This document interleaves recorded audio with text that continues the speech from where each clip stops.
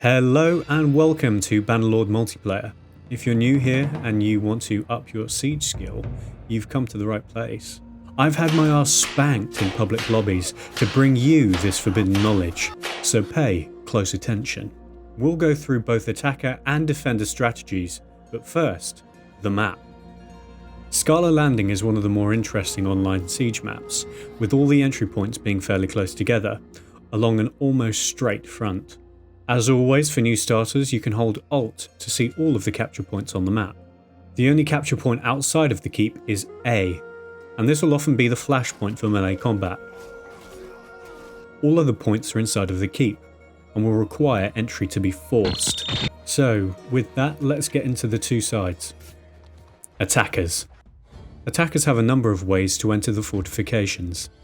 As previously mentioned, Point A is outside of the fort and is the easiest to get to. However, that doesn't mean that it's the easiest to capture. The fort's main gate is at A and will require a ram to force entry. Defenders' most direct path to point A is through the main gate, meaning they'll need to open the gate momentarily. By timing the defenders opening the gate, an attacker could force their way in before defenders have time to react. Attackers have a number of siege engines, including catapults. A particularly based attacker will disregard the ram and embrace geometry by using the catapult to destroy the fort gates. Speaking of catapults, both B and C are to the right of the fort, contained within a separate chamber.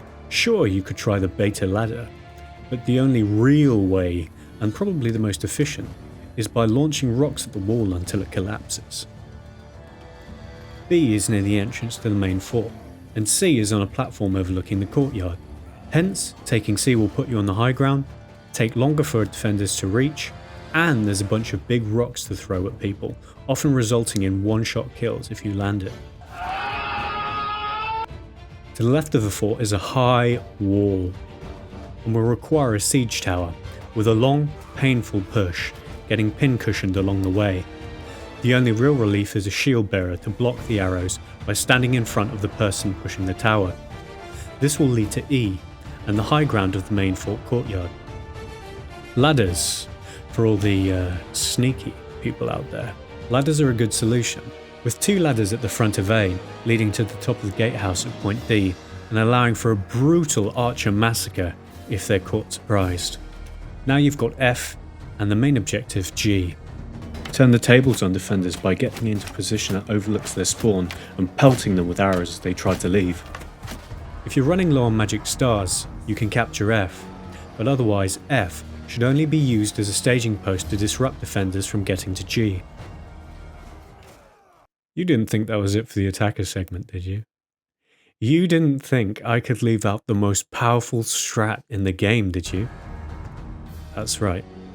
Backcapping, because all the other letters in the alphabet are irrelevant when all you gotta do is hit that G spot. So here's my backcapping guide. Get on the catapult, breach the wall, disregard all other capture points. Get this door, hit this door, do nothing to help the plebs at the gate once you get through. Instead, turn right, walk up the windy stairs and backcap G.